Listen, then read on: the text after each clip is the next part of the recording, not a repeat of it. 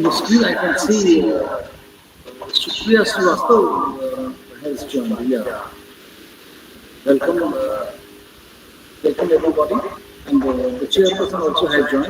Now you can begin the right selection. Okay, sir. Thank you, sir. Okay, so we hit 6 o'clock now. With that, I would like to declare this webinar open with blessings of Dr. Father Nabul Lakra sir, Principal of St. Xavier's College, Ranchi, and Honorable Dr. Ajay Kumar Srivastav sir, Head of the Department of Botany, St. Xavier's College, Ranchi, and all the respected faculty members. And also, on behalf of them, all I would love to extend my felt wishes and heartfelt gratitude to everybody present here who are sincerely committed to this academic success. This wouldn't have possible without the presence of everyone present here. And I will also take some moment to thank to our speakers who have won accolades in their respective fields for accepting the invitation and share their knowledge to us today. Good evening to all. I am Sarat Surapain, the student president of Microbiome Society Jharkhand, and also a student of Botany Department in College Ranchi, undergraduate semester 2, session 2020-2021. And I welcome you all to this state level webinar conducted by Microbiome Society Students Unit in association with St. Xavier's College Ranchi. Now I request Anshu from our Botany Department to share her screen, please.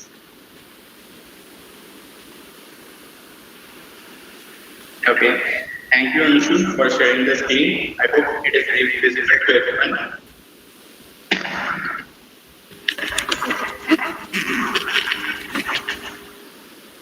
From Korea, we'll be talking about microbiology on environmental dimension of antibiotic resistance.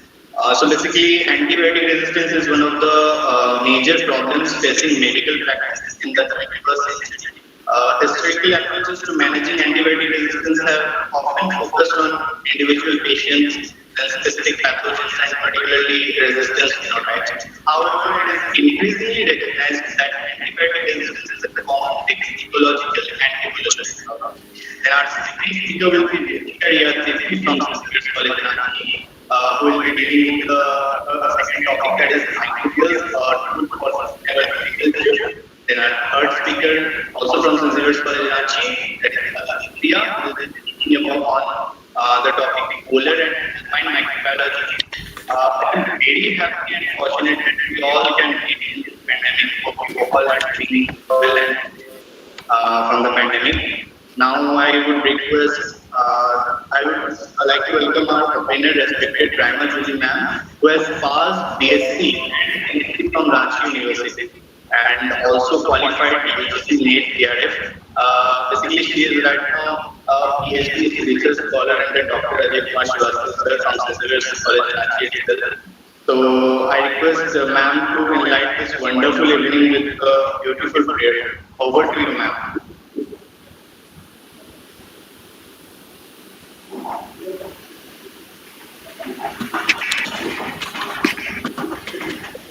I would like to start with a small prayer. Dear Lord and Father, thank you that you promised us that where 2 or 3 are gathered, you are there. Lord, we welcome you amongst us today and celebrate the gift of life that you have lavished upon each of us. We ask that you would open our ears so that we may hear your voice. Open our minds so that we may receive your eternal wisdom. Open our spirits so that we may know your leading and guidance. And open our hearts so that we may receive your wonderful love.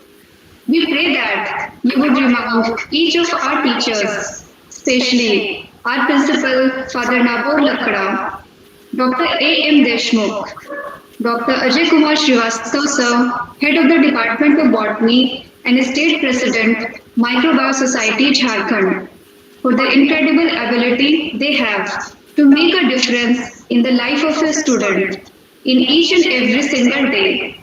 We thank you for your faithfulness to fill our teachers with your great wisdom and insight. Help them in their planning and leadership and your creativity in their teaching. We also pray for the protection of all the teachers and students. Please keep us away from any sickness and harm. O Lord, we are gathered here today for our meeting. Send us your Holy Spirit to shower our speakers today, Saurav Gorai, Ruchika Riya Turki, and Aditi Priya, of your greatest inspiration, so that they may share the most of their knowledge to the respective field. May we also absorb the invaluable knowledge and put it into practice. We pray that you bless all the committees in charge, that they may be able to fulfill their task responsibly, that the objectives they have set may all be achieved. Your infinite blessing would mean the success of this webinar. I surrender to your will. We ask all this in the glorious name of Jesus. Amen.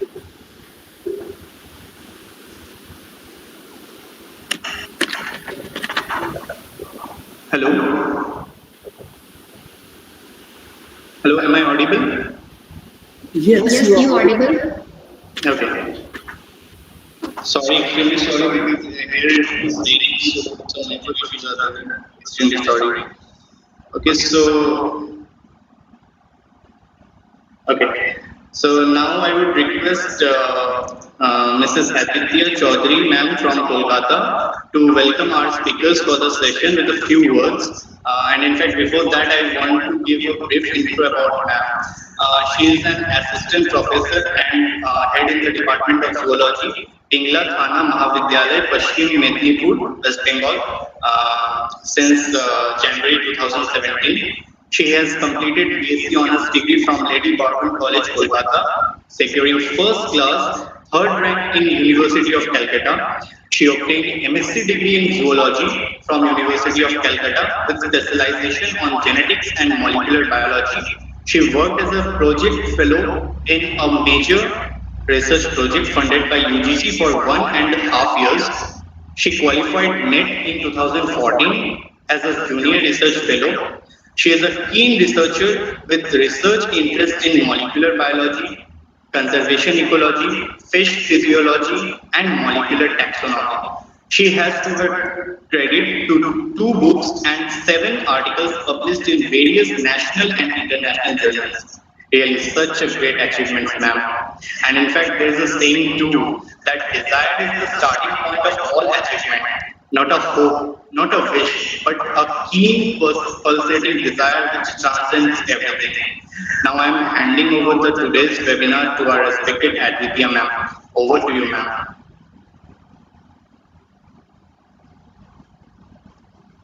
Hi, good evening everyone.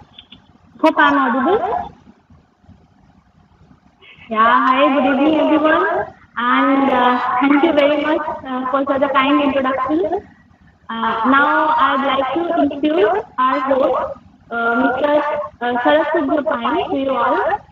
He is an undergraduate semester two student of Botany Department of St. Xavier's College, Ranchi, of batch 2020-23, and also student president of the Microbiology Society India, Jharkhand unit.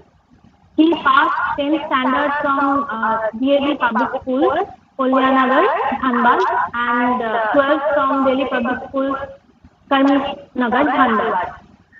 He is a zonal gold medalist of International Sports Knowledge Olympiad conducted in the year 2016 with an international rank 5 in whole Asia, and also awarded with a cash prize of rupees 5,000 and a merit certificate too, in association with Task Force by Science Olympiad Foundation, which is Asia's biggest Olympiad.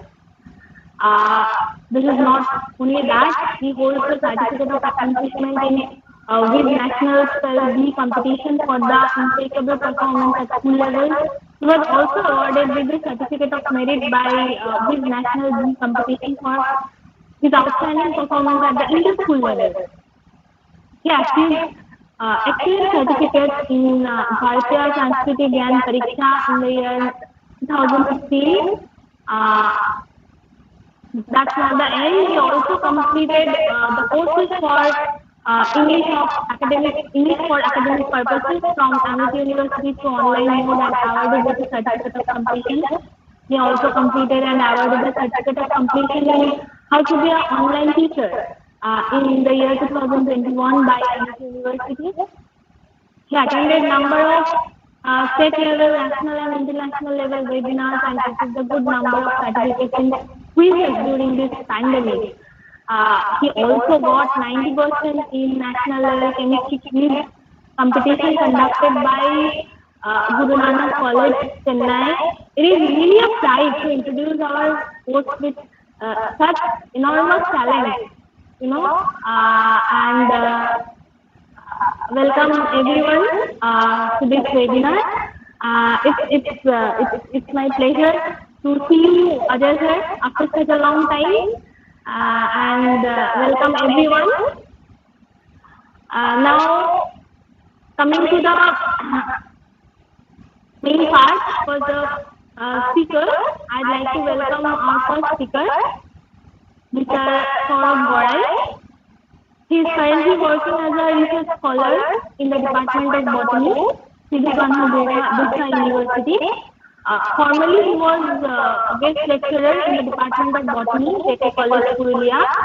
He completed BSc Honours in Botany from Sri Kanhu Birsa University and obtained MSc degree in Botany from the University of Burdwan.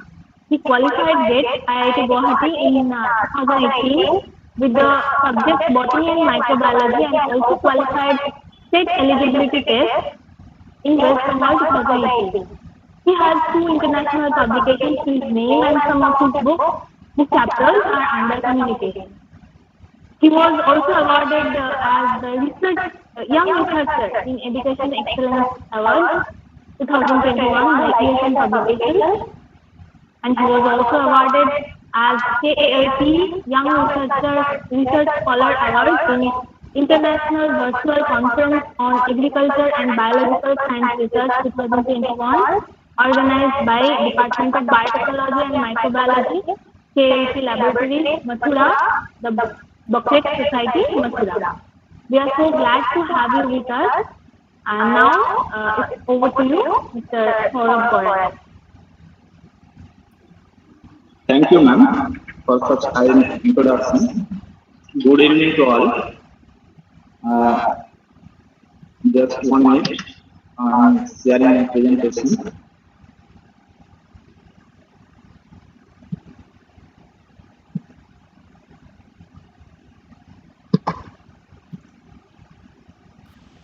So, hope it is visible. Is it visible? Yeah, it's visible. Okay, thank you. So, the topic of today discussion is microbiology ecology in the dimension of antibiotic resistance. So, in the 21st century, the antibiotic resistance, especially the multiple antibiotic resistance, is a huge challenge for the society. Due to such resistance of microbes, we can treat them using several antibiotics. So, a patient which has the multiple antibiotic resistance pathogens, so he is suffering from long period of infection, and we can't easily cure him by using the antibiotics which are generally available. Okay, so first, the brief history of antibiotics. We all heard about the wanted drug penicillin, the beta-lactam group of antibiotics, which was discovered by Alexander Fleming in 1928, and it is successfully introduced in 1940. And now it is 21st century, so several huge number of antibiotics are developed by different researchers time to time, different scientists time to time.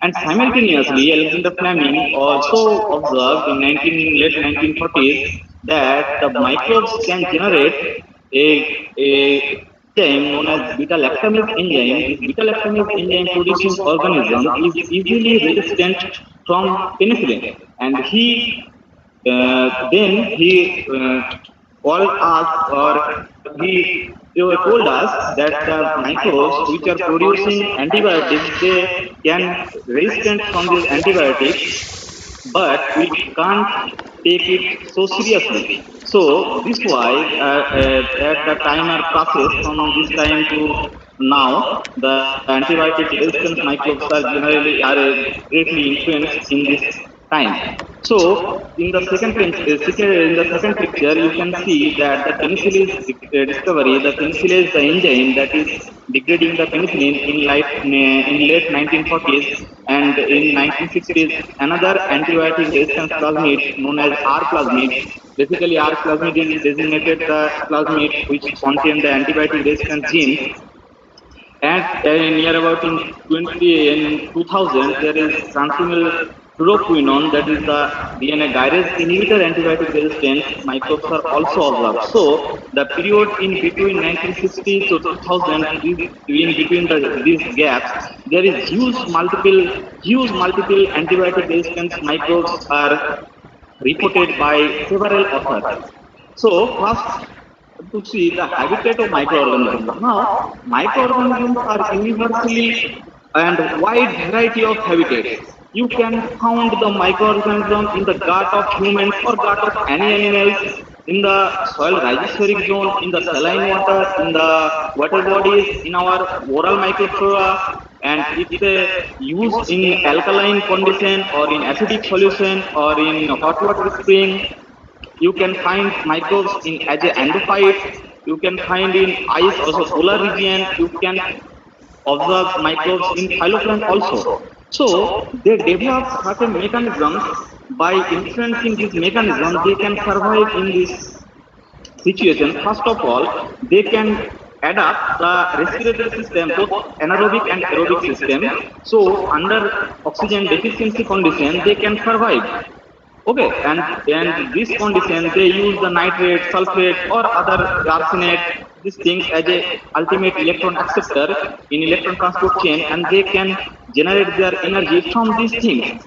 And later you can find the organisms which are found in the saline water. They develop certain membrane channel through which the salter comes out, and they develop certain hits of proteins. They, using these hits of protein, they can survive in the hot water. Also, they can develop foods of protein. They modify in their membrane structure in the fatty acid cell, thereby saturating or unsaturating depending on the where it is found or where it is isolated from where it is isolated. Okay, so a large diverse of mechanism, microorganisms develop to survive in the situation where we can't imagine that here life can be there. Okay, so first introduction. So antibiotics can be defined as a compound from which are generated from the microorganism to act on microorganisms in very minute doses. So basically, we designated the antibiotics which are generally produced from the microorganism, but in later we can found that several antibiotics are semi-synthetic. That means the precursor are isolated from the microorganism, and later by processing of these antibiotics they are available in the market, or nowadays it is synthetically available antibiotics are also available in the market. So antibiotics are generally used to prevent and treat the bacterial or fungal infection, but the microbes which are resistant to these antibiotics or these medicines, they can't treat using these antibiotics. And this is the huge challenge for us in this modern era. Okay. So some facts are associated in the antibiotic resistance, that the antibiotic resistance is the global health problem, and it also includes security in the developmental process. A person, whatever his age, it may be less than 10 years, it may be greater than 10 years, it may be 50, more than 50. Whatever his age, he can be infected with the antibiotic resistance microorganisms. So antibiotic resistance mechanisms are developed by our misuse. Okay, so basically antibiotic resistance, the number of antibiotic resistance increasing due to our behavior. okay, our misuse of antibiotics, but the antibiotic resistance mechanism were also developed in very long years ago. A recent in 2011, a group of researchers they isolated some groups of bacteria from the Beringian permafrost. Around the age of Beringian permafrost is 30,000 years old, and from here they can found the microorganism. They contain two genes, that is VAN X-like gene, which are responsible for the beta lactamase enzyme. This enzyme inhibits the penicillin, that means the beta lactam group of antibiotics, and another gene that is TATE-M that is responsible for tetracycline resistant gene. So you can easily conclude from this research that the antibiotic resistance is a natural phenomenon and it gets by bacteria since long ago, but the increasing in the resistance day by day and the increasing the multiple antibiotic resistance due to the misuse of antibiotics by us, and this multiple antibiotic resistance will create several numbers of difficulties in the case of pneumonia, Klebsiella infection, in case of tuberculosis, Mycobacterium tuberculosis infection, gonorrhea, Neisseria gonorrhea infection, salmonellosis, Salmonella typhi infection. So these infections are very much harder to tackle using the conventional antibiotics. So the patients which are suffer from this disease, they are suffering long stays in hospital, they have higher medicinal costs, they have risk of higher mortality due to this multiple antibiotic resistance. So now it is 10 years challenge. I think not more than 2 years ago in the social media there was a trend in 10 years challenge that how I am now looking and how I am 10 years previous looking. So microbes are not quite behind us, they are so much faster than us. You can see from the left plate that the microbes in 2019 they are much susceptible to all the antibiotics which are applied in the plate. But in 2019 you can observe that these microorganisms are more than 90% of the antibiotics they are resistant. So this is a huge challenge for our society. Now antibiotics with the mode of action. Several antibiotics are developed time to time by depending on their mode of action. Some are cell synthesis inhibitors, some are folic acid, that means vitamin B9 synthesis inhibitors, some are cytoplasmic membrane structure inhibitors, some are DNA replication inhibitor by inhibiting the DNA gyrase, which are the supercoiling removal enzymes, by inhibiting the RNA elongation process, by inhibiting the RNA polymerase, so inhibit the transcription, some inhibit the 50S ribosomal subunit, that means they block the translation, some are inhibit the 30S subunit, so those are also inhibit translation, some mimic the tRNA structure, and by the competitive inhibition they inhibit the translation. Basically, the cell wall synthesis inhibitor like penicillin, kanamycin, though they block the cross-peptidation reaction, that means when the peptidoglycan biosynthesis occur, the tetrapeptide side chain, they are cross-linked through the diaminopiminic acid and D-alanine, and this cross-linkage will be inhibited by this cell wall synthesis inhibitor. So a wide variety of antibiotics are available depending on their mode of action, but these antibiotics are now getting resistant from due to the misuse of our side. Now, decimation of antibiotics to the ecosystem. So antibiotics which are used in our household purposes, so they become household waste or the municipal waste or the hospital waste. They are mixed with the soil or water, and these water are circulated in the river or stream or the sea or the lake, and this river's water we are used for drinking purpose, irrigation purpose. So the antibiotics are contaminated in all the areas, and the microbes which are present in these areas, they are getting resistance from this type of antibiotics. So when we use this water or when we use this agricultural product, then our microflora all are getting resistant automatically from this type of antibiotics.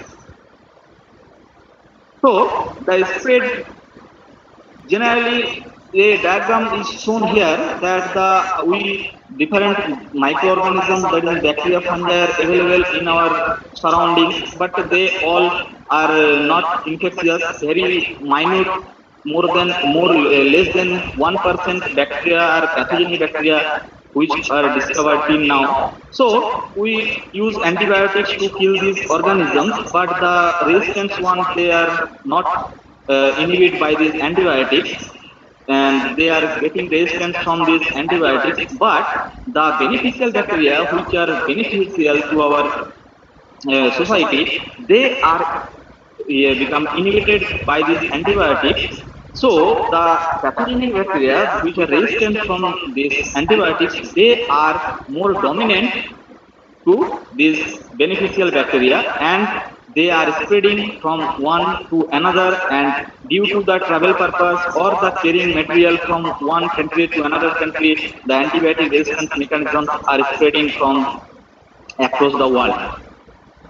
So next is microbial resistance mechanism. Microbes are so amazing organisms, so fascinating organisms, that they develop different amazing mechanisms to resist from these antibiotics. So some developed of antibacterial activation, beta-lactam modification. They can inhibit the mode of action of antibiotics by modification system, aminoglycoside modification, beta-lactam modification. Some are change their cell wall structure so that the antibiotics can't recognition site. Some are methylated to their 16S RNA sequence so that the antibiotics can inactivate the translation.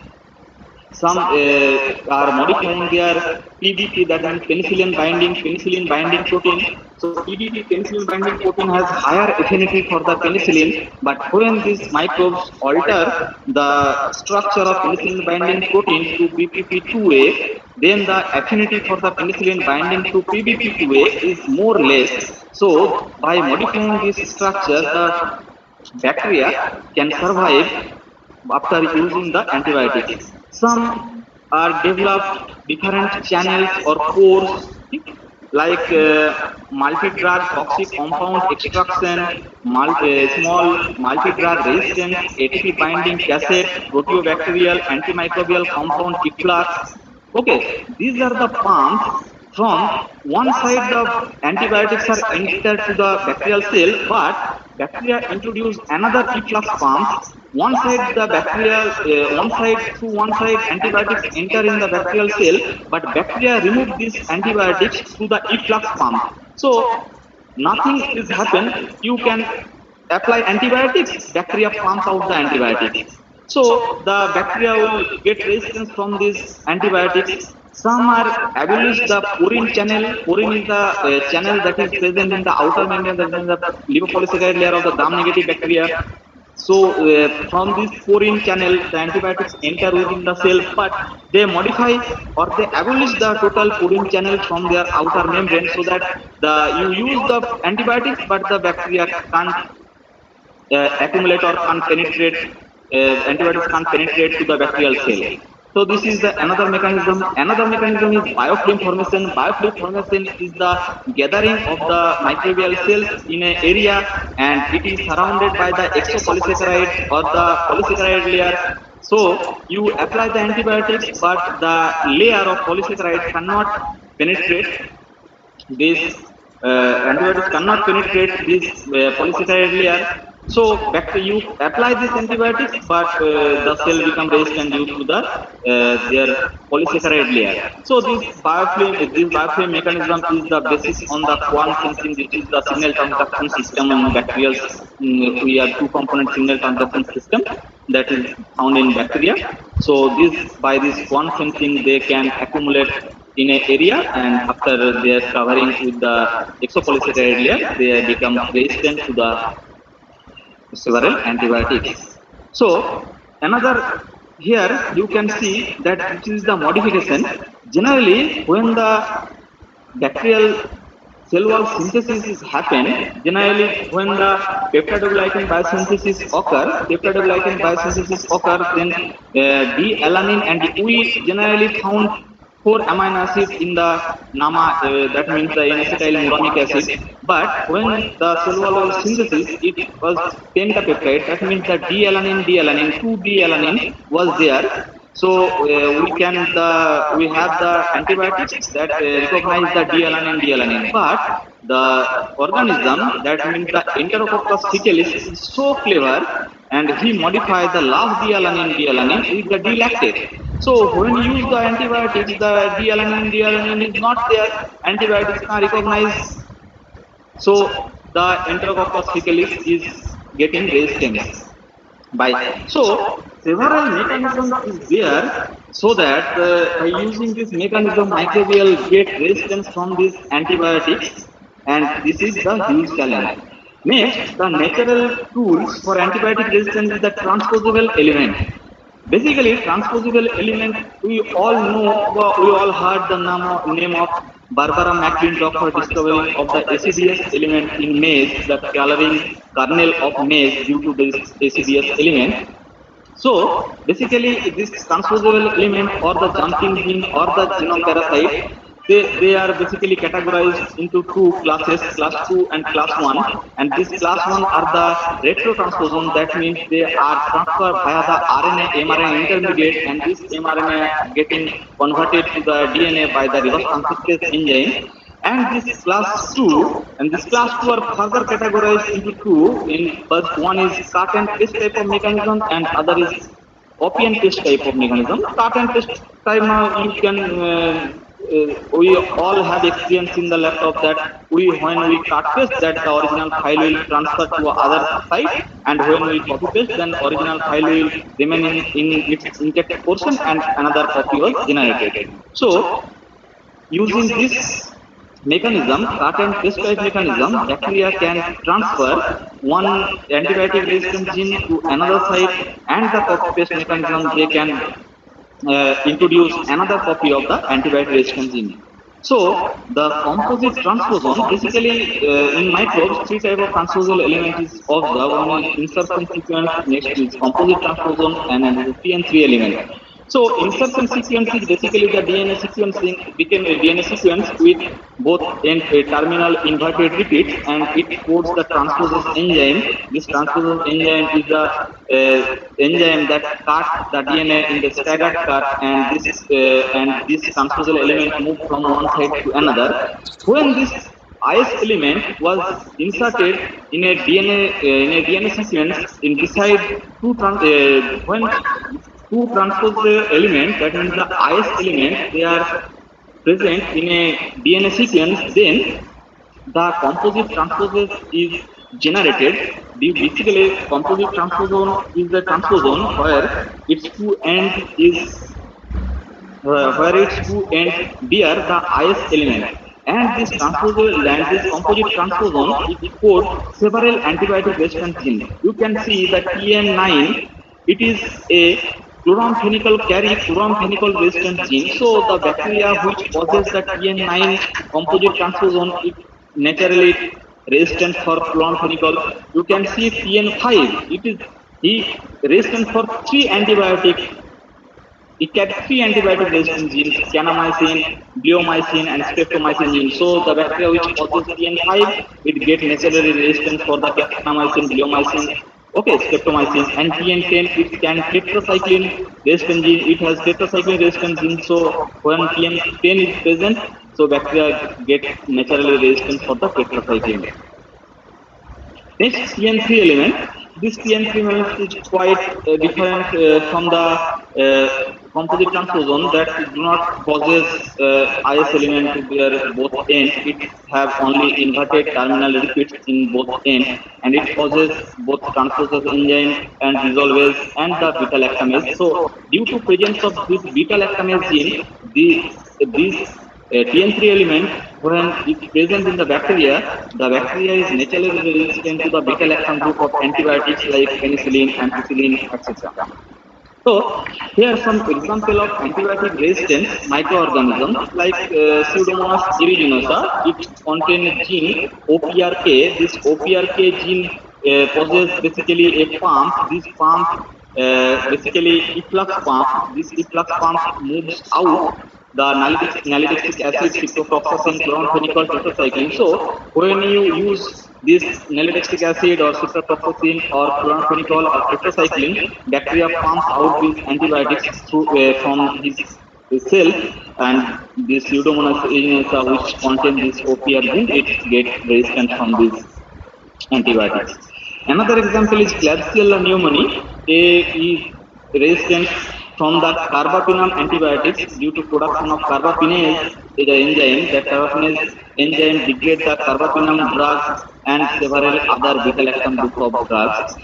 Escherichia coli or E. coli contain MCR1 gene. This MCR1 gene is the plasmid and raised to clisticin type of antibiotics. Next, another multiple antibiotic resistance of species of Staphylococcus aureus, that is penicillin and methicillin resistance due to the presence of beta-lactam degrading enzymes, that is known as penicillin. And another adaptation he developed, that is Staphylococcus aureus. It's modified by penicillin binding protein, and this after modification penicillin binding protein, it gets another resistance mechanism from this penicillin and methicillin. Another species, Streptococcus pneumoniae, get penicillin resistance by producing the enzyme beta lactamase group of antibiotics, beta lactamase type of enzymes. Next, acquisition of resistance. So, the acquisition of resistance is developed through the spontaneous mutation by altering the existing genes or acquisition of new genes. Suppose the bacteria have a genes that are not quite responsible for the antibiotic resistance, but a spontaneous mutation or a point mutation, say for base substitution mutation or whatever it may be, or its transit mutation, these genes which are not responsible for antibiotic resistance but get this antibiotic resistance type of mechanism. Okay, you can find one example, that aminoglycoside streptomycin with the single base pair mutation, the streptomycin resistance are observed by single mutation, and this single mutation alters the genes which code for the ribosomal protein, and after this modification of the ribosomal protein, streptomycin resistance mechanisms are developed within bacteria. Now, the methods of resistant gene transfer in bacteria. Basically, bacteria have three modes of action of transfer of their genome. One is transformation, one is transduction, and another is conjugation. So, conjugation is the more common type of here for the antibiotic resistant gene transfer. Generally, transformation bacteria get their naked DNA from the environment and incorporated within the cell, and they are introduced in their genome, and the genes which are uptake by them, which are expressed in the bacterial cell. Another system is transduction. Via transduction, the genes are transferred through the bacteriophage system. And in conjugation, here the conjugation through conjugation, the R plasmid, that the resistance plasmid for the antibiotics, they are moved from one cell to another via the conjugation tube. When the conjugation was happened between the donor and the recipient, this plasmid R plasmid are transferred from one bacterial cell to another bacteria. And this donor bacteria already the donor bacterium is resistant for the antibiotic. But when the plasmid is transferred to the recipient cell, the recipient cell also becomes the resistant for the antibiotics. Now, evolutionary aspect of antibiotic resistance. So, in the point of view of bacteria, the mutations are not always harmful to bacteria. When this mutation was happened in the bacteria, they get resistance from different antibiotics, and Darwin's theory of natural selection, especially directional selection always emphasized the best fitted or the suitable fitted phenotype in the environment. So when the bacteria get resistant from these antibiotics, the antibiotic resistant bacteria are getting they are getting replicated, and their number are increasing time to time, and the environment, they only select the antibiotic resistant phenotype, and those are not antibiotic resistant, those are susceptible to antibiotics, they are eliminated time to time. So this is the fact that when antibiotic resistant microbes are present in the environment, they getting more emphasized by the natural selection. So you can see from this graph that the graph is shifted from here to here. This is for the antibiotic susceptible organisms. When this susceptible organism converted to resistant strain, this curve is shifted from here to here. This is the directional selection of natural selection, where the superior phenotype were getting more chance to survive during their unfavorable condition.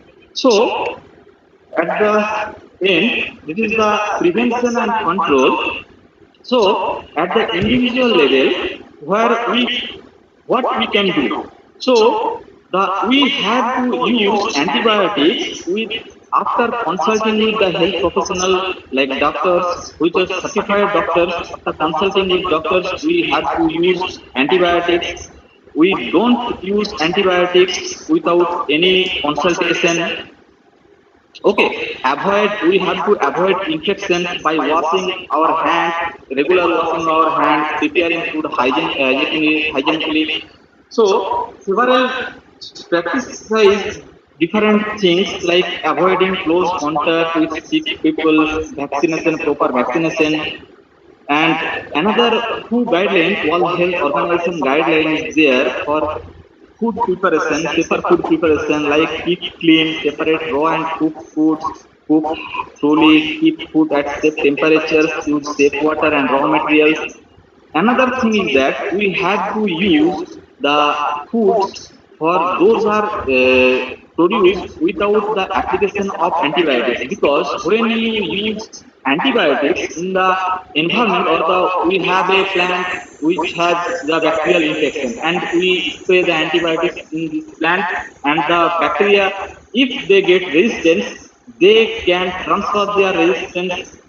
Basically, the plant pathogens are not human pathogens, but this plant pathogen can transfer this antibiotic resistant gene to human pathogenic antibiotic resistant gene. So we have to keep in mind that the antibiotics, when we use, it must be after consultation. If you use in plants, we have to consultation with the those are specialists in the plant pathogen treatment, like plant pathogenists, or we using our purpose, then we have to consult with doctor after before using of antibiotics. So what about the health professionals? Health professional must clean their hands, instruments regularly to free these contaminated, and they have to prescribe and antibiotics if it is necessary for the patient, then only they have to prescribe different antibiotics. They have to ensure, or they have to contact with the patient. They have to they sensitize them that how to use antibiotics, when we use antibiotics, what is the negative side of the antibiotics. Okay, now health industry must have the research and development of new antibiotics, new vaccines, and all the other alternative things which are applicable for the in spite of antibiotics. So we have another agriculture sector. So for agriculture sector, we have proper supervision of antibiotics during use of animals. We have to proper sanitization when we use when we use antibiotics for growth promotion and disease prevention.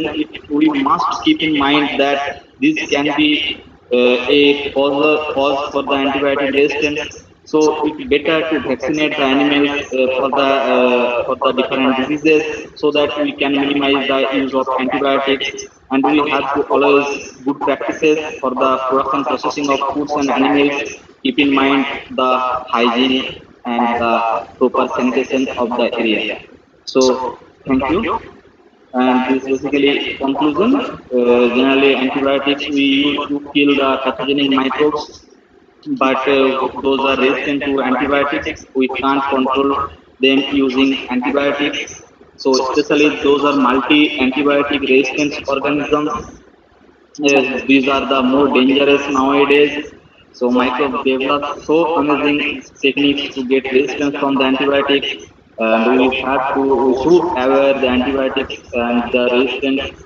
And if we are not aware this antibiotic resistance, it will be a huge loss for the for our health also, and we had to lose the several antibiotics which are available in the market. They will not show any effect if we are not aware about this global threat or global problem.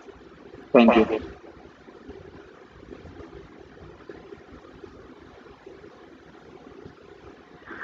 Well, thank you very much, Mr. Saurabh Barai, for such a nice presentation. And should we take questions for this piece now? If Ma'am, we can take it at the end of the webinar. Yeah, we can take it, but if the flow will remain just after completed his speech. Therefore, what do you suggest? We can take it now or later after all the speeches. You can take one question at the moment. The remaining question, by the time the audience will develop other questions, we will take that and then. Okay. Okay, sir. Okay, if anyone has any question, or we will take all the questions later after all the speeches.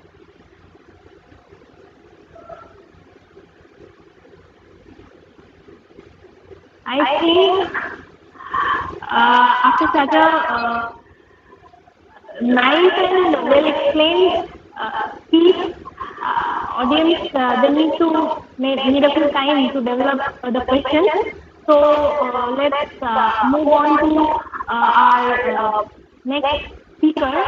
But Saurabh sir, we request you please wait, and we will discuss on your speech, and we'll take questions after all the speakers are done. Thank you. Yeah, there is one question in the chat box. You can pick that. Okay. Let me see.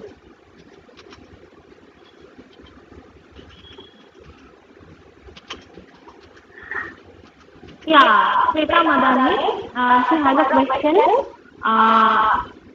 As we know, there is a concept that is superbug. Can superbug be cured? Repeat, please. There is a concept that is superbug. Can superbug be cured? And can you tell me, do all plasmids have antibiotic resistance? No. All plasmids are not antibiotic resistant. Basically, we developed those plasmids are in our textbook. These are our artificially synthesized plasmids for cloning purpose. So that's why we have this tetracycline resistant genes or several others for the different selection after cloning. But all plasmids can't cause antibiotic resistant genes. Those causes antibiotic resistant genes, these are designated as R plasmid or resistant plasmid. She also asked that there is a concept that is superbug. Can superbug be cured? Superbug, basically, Dr. Anand Mohan Chakraborty, in Pseudomonas foetida, we all know that the petroleum degrading this enzyme, this bacterium is known as superbug. So basically, what do you mean by superbug? For antibiotic resistance or other things?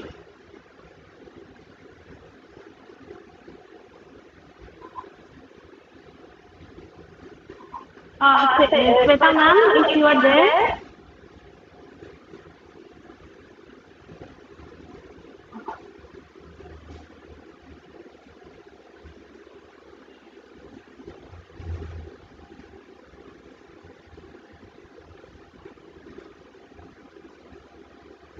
Okay, we can move on because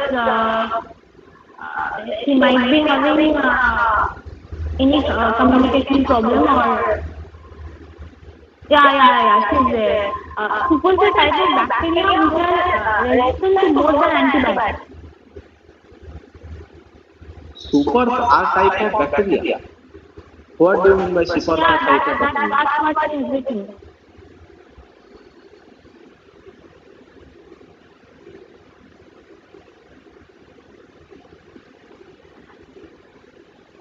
Do she mean superbug? Ma'am, if you can unmute yourself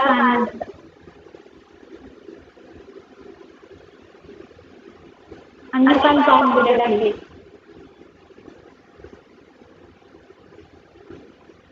There is another question from Guru. There is a question how antibiotic resistance can be reversed by beta-lactamase inhibitor. Okay. So when we introduce the antibiotics such as beta-lactamase group of antibiotics, we have to introduce simultaneously the inhibitor of beta-lactamase so that we can raise the activity of the beta-lactamase group of antibiotics. And another thing is that the intravenous injection of the antibiotics, especially the penicillin group of antibiotics, those are used for severe infections, and these antibiotics are infused directly in the blood in through intravenous injection, and by this process, the beta-lactamase group of antibiotics are safe. But some allergic reaction is there, but it can be minimized through different type of medicines.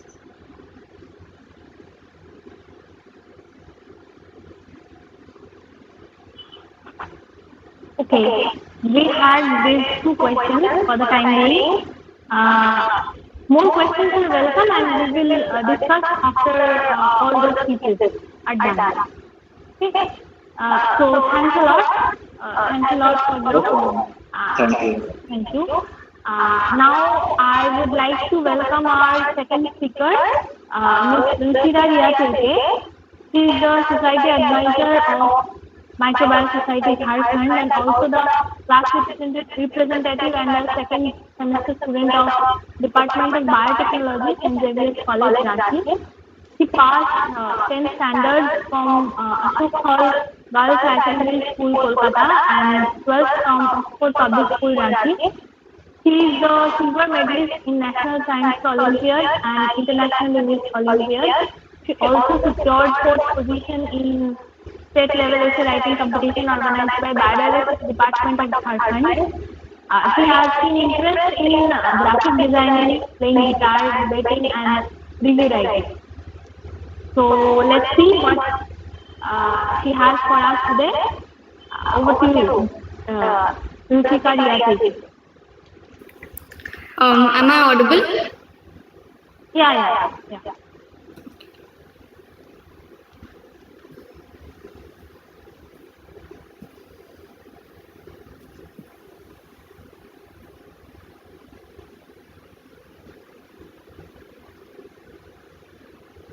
Visible right now? Yeah, it's visible. All right. Good evening, respected professors and students. Today, Ruchira Riyatulke. I'm here to present a short presentation which has been made by me and my team on the topic microbiomes, a new tool for sustainable agriculture. So first of all, I'd like to give you an overview of the topics that I'm going to speak about. First of them is what is sustainable agriculture? Why should we switch to sustainable ways of agriculture? And how can we use microbes and microbial biotechnology in achieving this task? So first of all, let's address the elephant in the room, that is sustainability. Sustainable is a word that we have been listening almost everyday basis, like sustainable development, sustainable ways of living. But the real question is, what is sustainability and why is it so important that everyone is discussing about it? The word sustainable itself means to accomplish a task without exhausting the current resources for the future generation. And when we mix this word sustainable and agriculture together, what we get is sustainable agricultural practices, which means that we meet the food and textile needs of the present generation without hampering the natural resource base or doing any harm to the environment, and maintaining the soil fertility and not exhausting any of the non-renewable resources or doing any harm to harming human health. So since we are talking about such a topic that has so many concepts that we need to know about, there are certain few key principles that are associated with this topic that we need to know first. Number one is that when we talk about sustainable development, it is very necessary that all the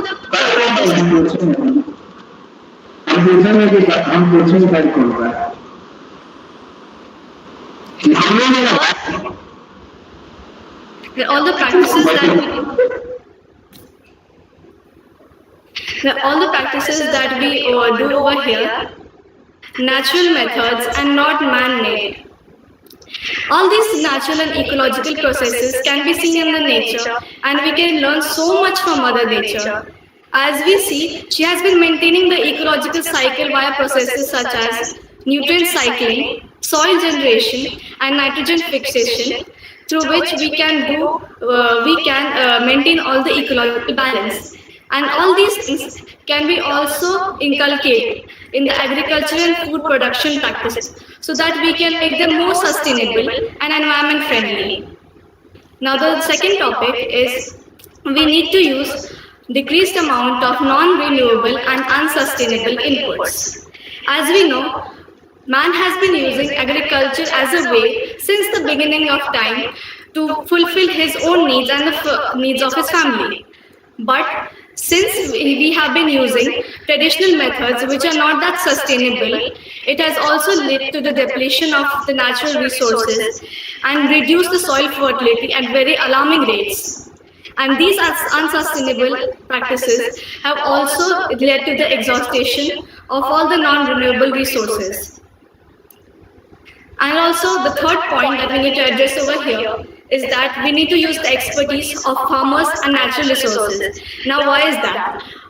We know that corporations have been leading the farming industry for a long period of time, and then they have been always taking control of all the pesticides, insecticides, or the herbicides that they use, all the farmers use. And farmers don't know that these kind of herbicides or pesticides are actually harming the soil, and because of that, their crops are not being as much productive as they need to be.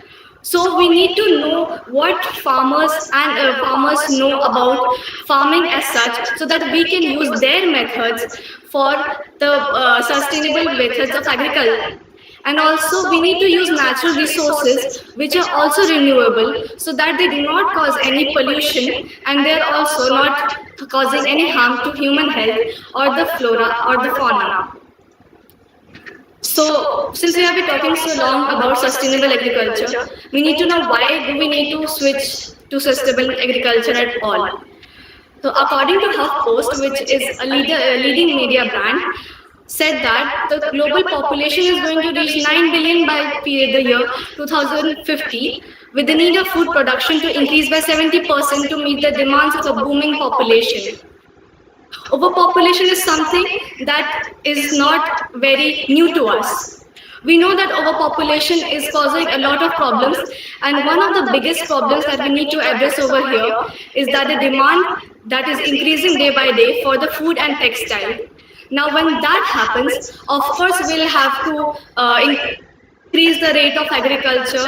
That will also lead to the depletion of the land resources, and also that will cause, since we are using the unsustainable methods, that will also cause the increase in the carbon footprints, and also the increase in the climate, the global temperature and the global warming, and also of course lead to climate change. Today, most of the world's population is dependent on farming for the means of income.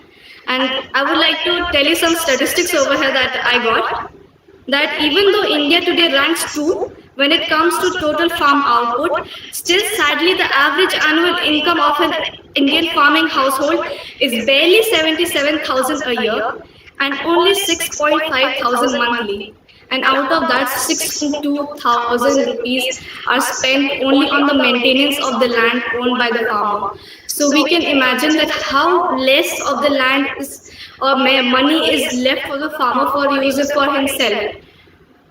And this is also leading to the economical depletion because all these corporations are only inculcating their practices to the farmers. They're only pressurizing them to use their methods, which is also leading to the depletion of natural resources. And with the ever so increasing demand for food and textile, it's very hard to meet those demands with the unsustainable practices that we're doing today, because they're also very unproductive at the end of the day.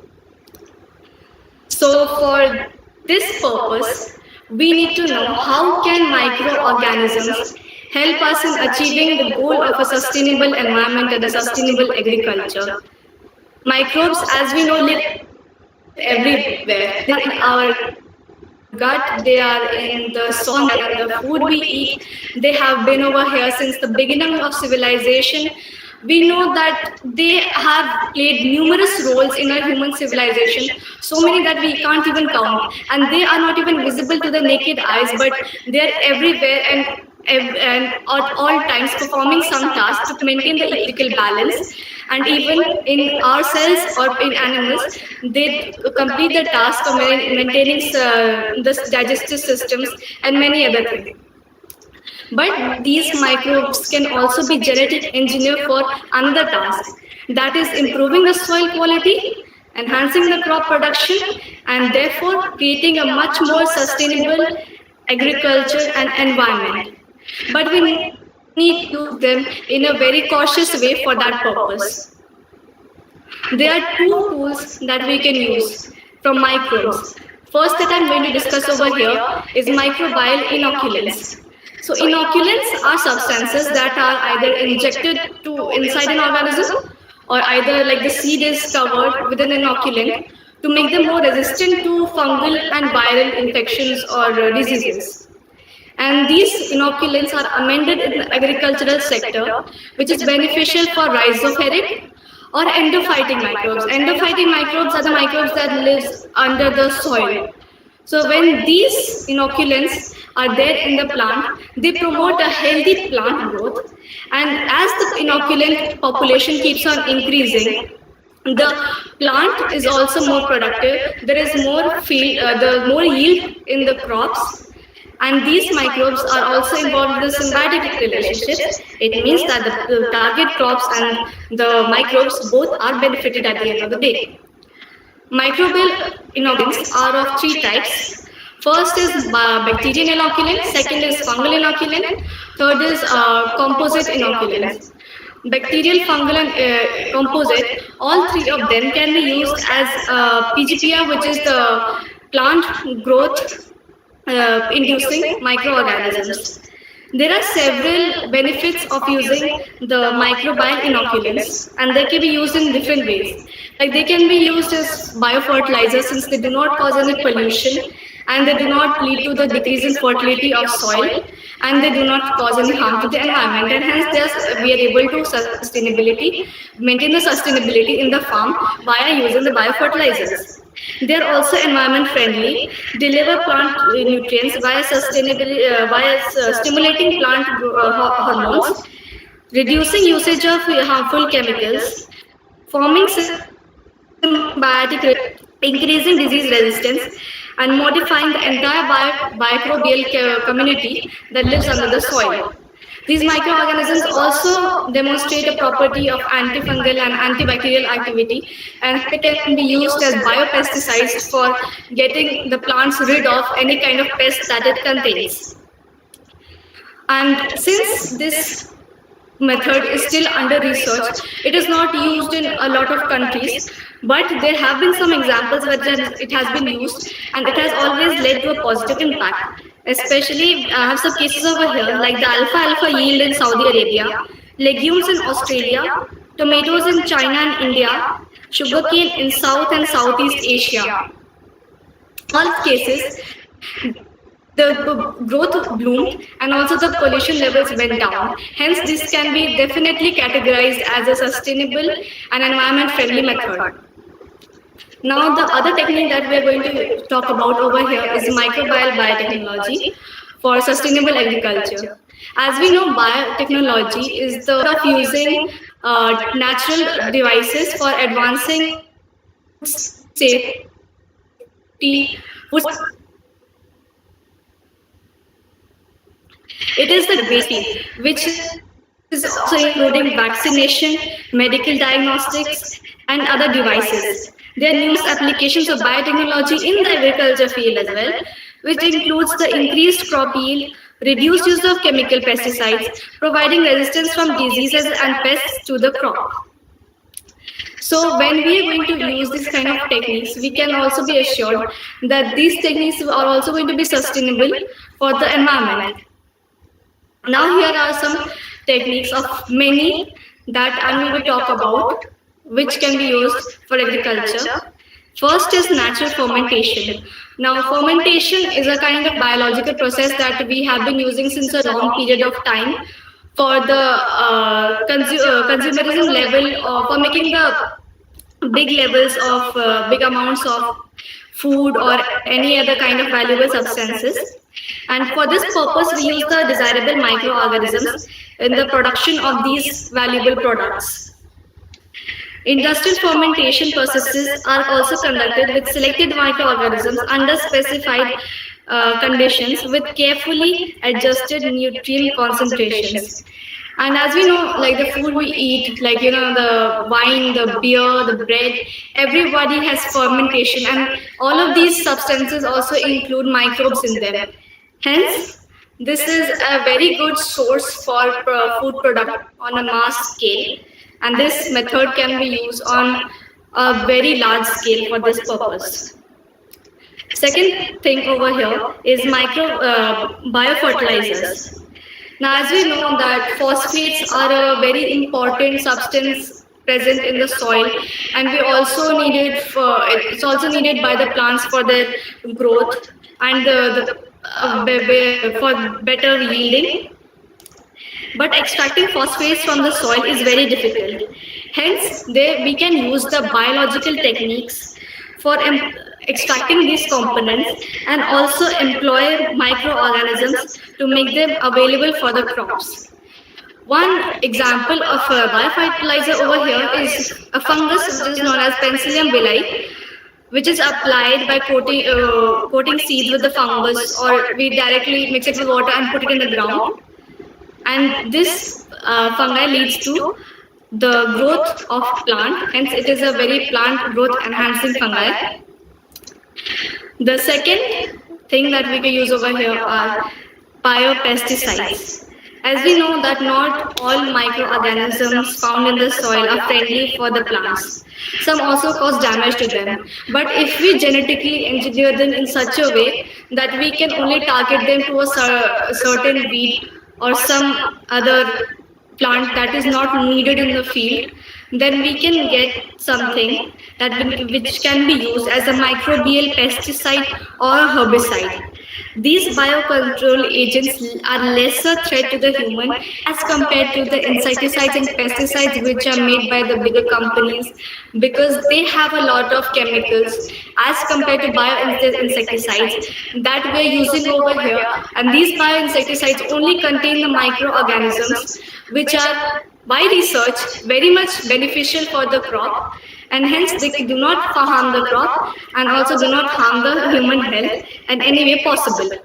One biopesticide that has been very popular these days is the Bt cotton or Bacillus thuringiensis, which is very useful for using as a pesticide in the cotton fields.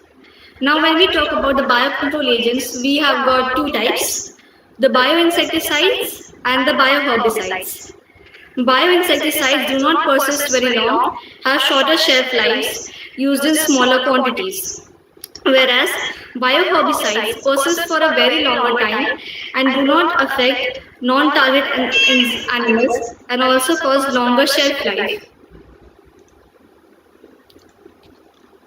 And here is the conclusion. Since we do not know about most of these microbial tools right now, as they are still in a very primitive and fetal stage, and the government hasn't currently given us the authority to use it openly in the fields.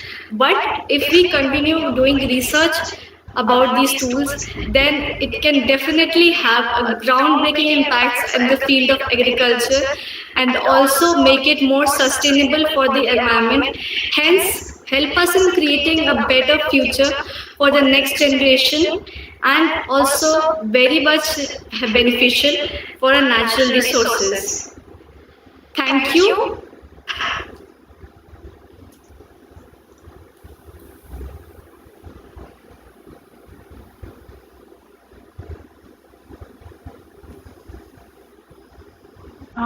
Thank you very much, Ms.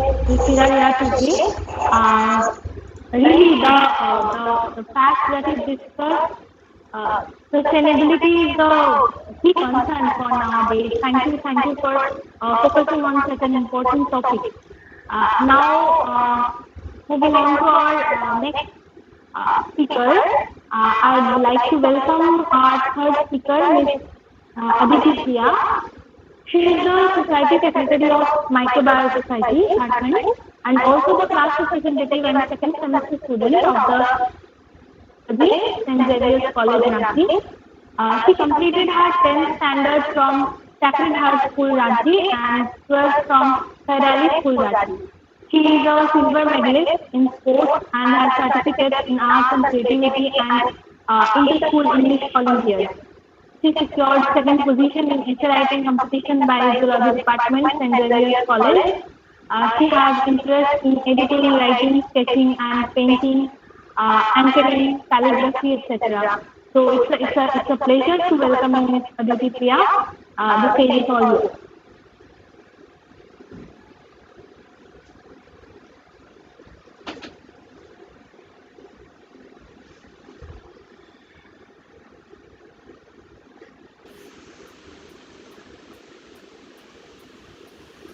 Ms. Aditi Priya.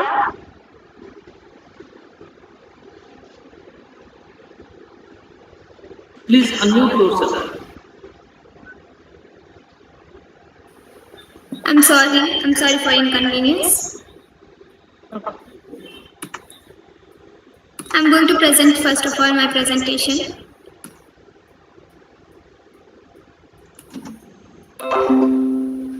Ma'am, is my screen visible? Yeah, it's visible. Okay, ma'am.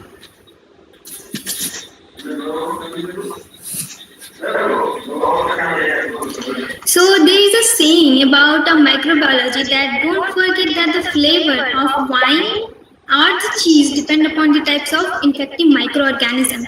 So microbiology is really an interesting field to explore about microorganisms. So we'll start with our presentation.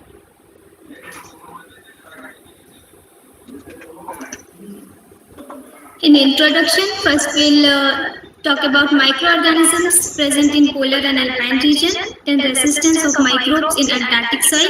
Then we'll learn about two experiments. What is polar and alpine microbiology? Polar microbiology is an expanding field to provide insights into microbial ecology and evolution. Alpine microbiology, the microorganisms are present in 4,800 meters above the sea level at Mont Blanc. Both regions comprise a range of distinct habitat and ecosystem. Introduction. Polar and alpine ecosystems are intimidated from the loss of glacial and mass, though of permafrost. Their biochemical and ecological processes are mostly driven by microbes, which are extremely vulnerable on outgoing climate change. Polar regions. In polar regions, microbiology gained momentum in 2004 in Finland with the first Polar and Alpine Microbiological Conference. Themes were elemental cycling, biodiversity, Role of microbial communities, microbial adaptations to extreme environmental conditions. Then we'll see a chart, comparison of population of microorganisms. There is a difference between the population of microorganisms present in Arctic region, that is 17%, and Antarctica region, that is 83%. This difference is due to the dissimilar temperatures and area, as these play a vital role in microbial growth. Biogeographical patterns in soil bacterial communities across the Arctic regions. Role of microorganisms are nutrient cycling and release of climate, active gases such as carbon dioxide, methane, nitrous oxide. Arctic soils have too many layers, that is permafrost layer and active layers. So we'll see that what is permafrost layer and active layer. Permafrost is a permanently frozen layer below Earth's surface, consists of soil and gravel, sand bound together by ice. Active layers are soil on the top of the permafrost layer, which stay frozen for all year. Then we'll come to biogeography. What is biogeography? Biogeography is the study of distribution of biodiversity across space and time, which includes speciation, extension, dispersal, and species interaction. The theory of geographical distribution is driven by two processes, stochastic process and deterministic process. Then what is stochastic process? Stochastic process means the probabilistic outcomes such as genetic drift, and deterministic process is an activity of planned value such as natural selection. Then we will see a plant from alpine region, that is Ranunculus glacialis. Then microorganisms present in polar and alpine region. Some algae can thrive in inhospitable conditions. Example, Heterococcus moniliformis and Muticola muticopsis. Nematodes play vital role in organic material decomposition and nutrient recycling. Example, some species of Plectus and Cuticularia firmata. Bacteria involved in biocontrol of plant pathogens and promotion of plant growth. Example, species of Bacillus and species of Azospirillum. Then fungi. These display vital and important role for good and growth of most plants, including crops, through the development of mycorrhizal associations. And examples are some species of Alternaria or some species of Aspergillus astis. Yeast could be better adapted to low temperatures than bacteria. For example, Candida and some species of Trichospora. Protozoa, rotifers and tardigrades are also found. Antarctica soil in microbes. Resistance and resilience of microbes in Arctic soil. This is really an important term, resistance and resilience. Then bacteria, what is bacteria resistance? Bacteria resistance is the capacity of a bacteria to withstand the effect of antibiotics and biocides that are intended to kill or control them. Then what is resilience? Resilience is the ability of bacteria that made it strong enough to deal with illness, changes, etc. The melting of soil increases the area of microbial growth. 3 responses of ecological disturbance are shown by microorganisms. First is resistance to change. In this, there is no change in gene composition. Second, resilience to change. There is a change in gene composition, then bounce back to original composition. In this, the gene composition rebound to original composition. Then we perform 2 experiments. Experiment 1. There was an experiment performed by Thulani Makhalianane et al. Where they took soil from Antarctic dry valleys, set up random blocks experiment, subjected the soil to sustained and prolonged warming over 30-day period. This experiment was taken from FEMS journal. Then we'll see the observation.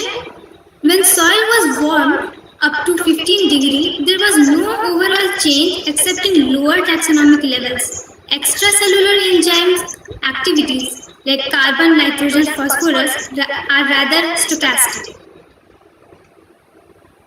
Then we come to conclusion. Hardly any change were observed, and they were highly adapted and resistant to short-term changes in temperature. Here we come to a summary. We see a graph. In this graph, it shows that the temperature is inversely proportional to biomass. Increase in temperature decrease extracellular enzymatic actions due to which microbial biomass decreases. There is a functional shift in MOA bacteria due to change in soil carbon content. Then we come to experiment 2. In this experiment was performed by Louis A. Mallard et al.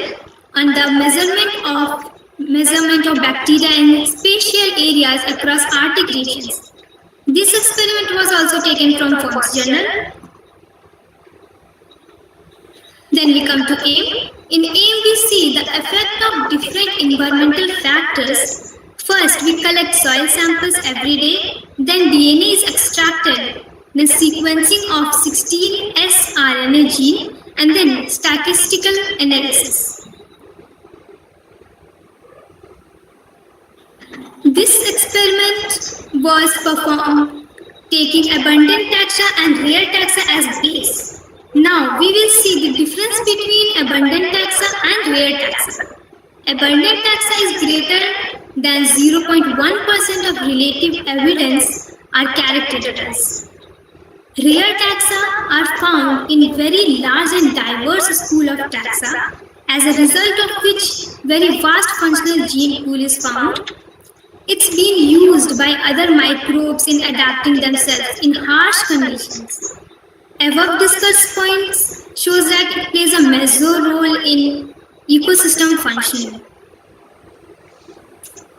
Now we see a chart.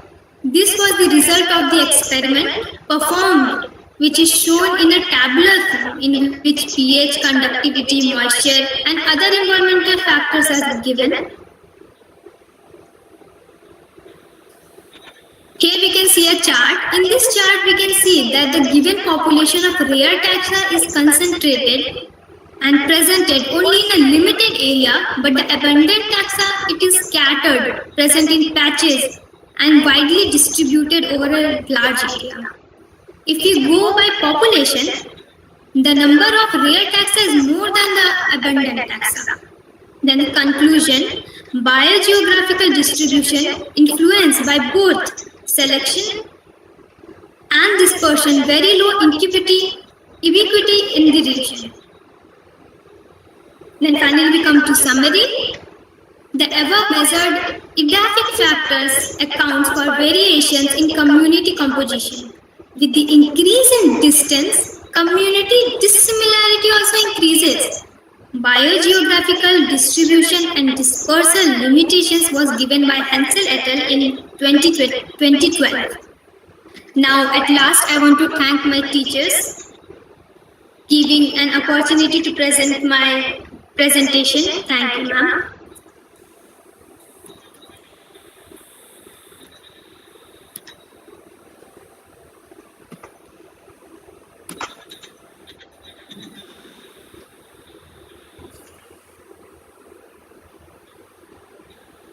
Well, thank you very much. Thank you very much, Ms. Aditi Priya, for your presentation. Now, we have listened to all our three speakers. First of all, Mr. Saurav Gorai highlighted on a topic with very important practical applications, yet it's quite ignored in regular life, that is microbiology ecology on environmental dimension of antibiotic resistance. He appropriately said that the antibiotic resistance is increasing because of the way we misuse antibiotics. Right, and it's us who are killing the beneficial bacteria in the environment and letting the pathogenic bacteria change themselves and become antibiotic resistant and live longer. He explained a variety of mechanisms by which bacteria resist the effects of antibiotics, and it's quite threatening that the antibiotic resistant phenotypes are getting naturally selected by directional selection and are living longer. So we really need to be careful in all the sectors, like our social sector, agricultural sector, and different sectors, to minimize the effect of these antibiotics. And thanks a lot, Mr. Saurav Gorai, for such an enlightening talk. If there are any questions, any other questions, I can't find any in the chat box. Two questions I discussed earlier. Any questions? Any more questions? I have one. Yeah, I was expecting you. Yes, sir. Please. I don't ask too many questions, but I just feel like saying something over everything. So that's a kind of habit I can't do away with. Yeah. We have successfully seen 5 generations of antibiotics, maybe more. Yes, sir. The first one was about the things outside, picking up things outside the bacterial cell. Then the glycoproteins, then the cell wall, then the plasma membrane, then inside, and finally the genes. Now, what next? Where do you see the thing? Once bacteria become compliant with the antibiotics, they're hitting their genes. What chance do we have to survive? Basically, sir, I think that the antibiotics, I think more emphasis to be given on the plant products, different secondary metabolites. I think these are the more useful things to treat in bacterial infection, because the antibiotic switch we introduced today, it naturally, whatever it may be for a translation, it may be for replication, it may be for transcription, or any metabolic pathways already resistant. And I think that plant material which are used as antimicrobial substances will be future prospects for this bacterial infection treatment. Yeah, exactly. I have a similar opinion that if we think that we are the champion people, we human beings are the champion individuals, and we can fight anything, anybody, anywhere. That's impossible. So we need to develop as an ecosystem, allow all the plants, other microbes, fungi, and animals also to develop resistances. In the event a catastrophe like this comes, then we can take anybody's help. So going alone, I don't think has the answer everywhere. Then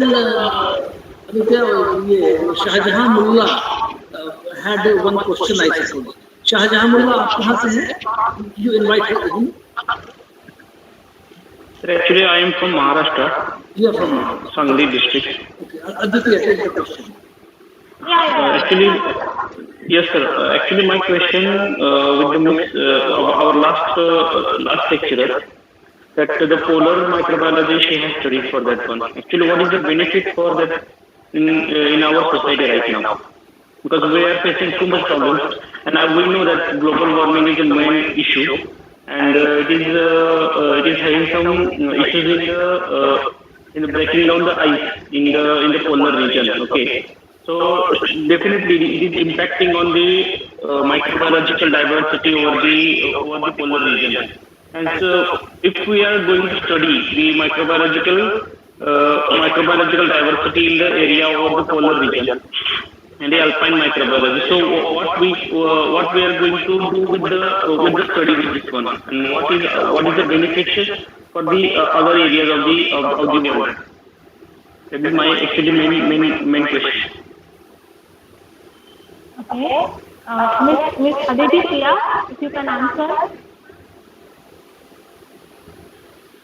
I am going to mute myself. Okay. Yeah, sure.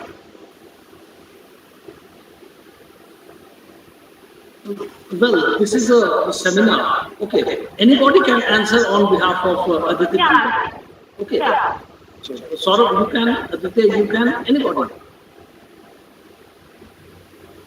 I think polar microbiology is not only perfect for biogeographical cycle. Actually, when I am in MSS and during my MSc project work, we have isolated bacteria from the Antarctic region, the polar region. Actually, our department senior, which was conducting research on this laboratory, he went to Antarctic and collect some samples and we have found that these microorganisms, some of the microorganisms have huge UV radiation tolerance capability. Okay, this UV tolerance capability through the production of different pigments from these bacteria, we can extract these pigments from these microorganisms and we can use in different cosmetic purpose or different with the use for the production in sun UV. It is a window for polar microbiological study. Another thing is in their metabolic profiling, that they contain several different proteins to protect in such adverse conditions. So this kind of things will help us to understanding that how microbes and how microbes are survived in such extreme environments. This is also benefits us.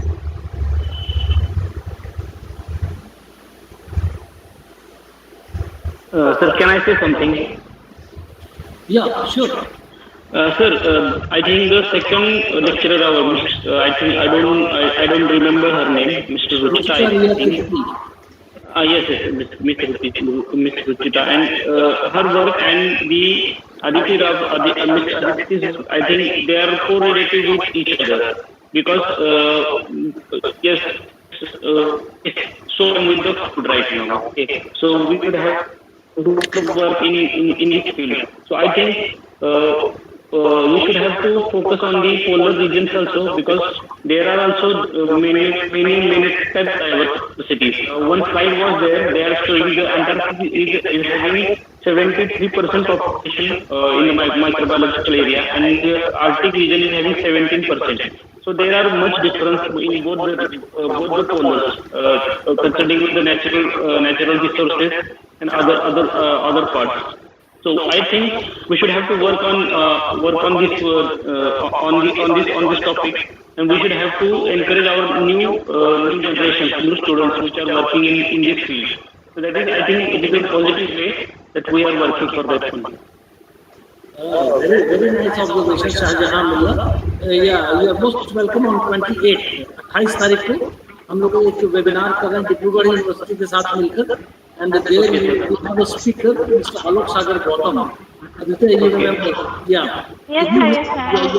Yeah, he had been to Antarctica, and you can raise more questions and you can have more lively discussion with her. Remember? Yes, sure, sir. I will try to join this one. आप लोग से contact मैं link भेज दूंगा, okay? Yes, sure. Thank you, sir. Okay, so once again, I can't find more questions for now. So thanks a lot, Mr. Saurabh Godai, for such an enlightening talk.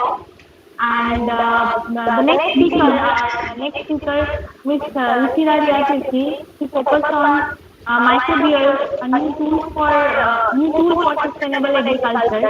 As I mentioned before, also like sustainability is really the key concern for nowadays. What we are leaving for our future generations after exploiting all the resources.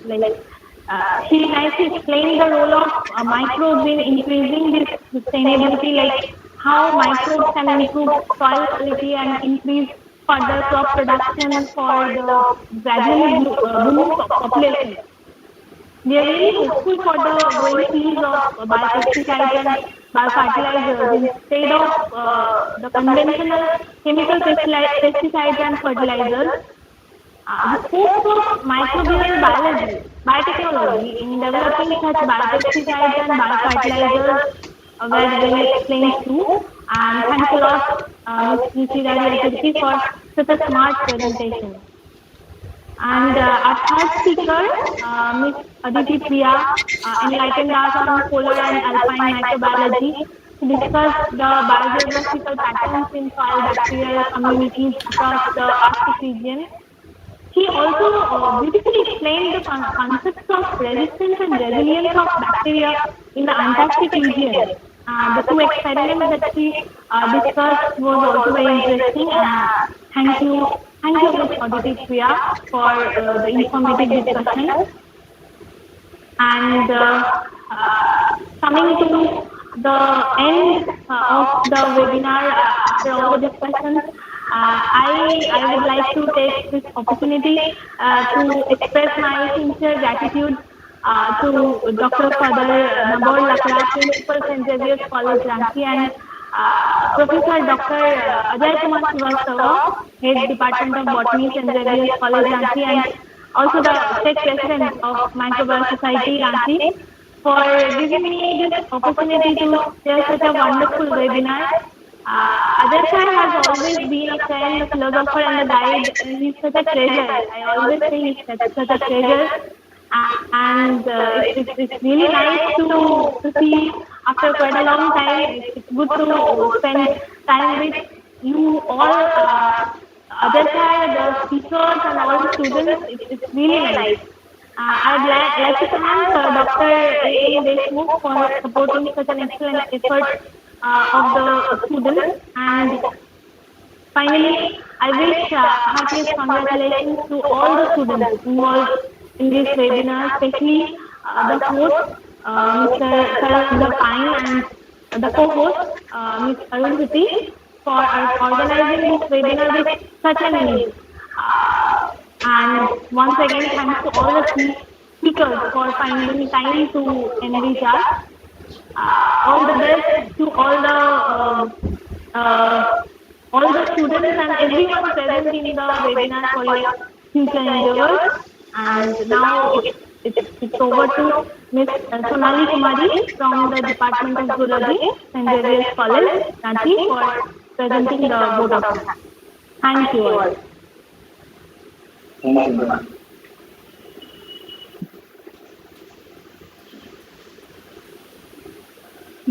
Good evening to one and all present here. Honorable Chairperson, Advitya Chaudhary Ma'am, Assistant Professor and HOD of Zoology Department from PT Mahavidyalaya, West Bengal, Father Nabor Lakra, Principal of St. Xavier College, Ranchi,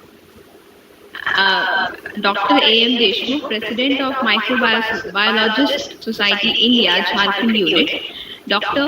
Ajay Kumar Srivastava, State President, Microbiologist Society India, Jharkhand Unit, HOD of Botany Department, St. Xavier College, Ranchi, and all the participants.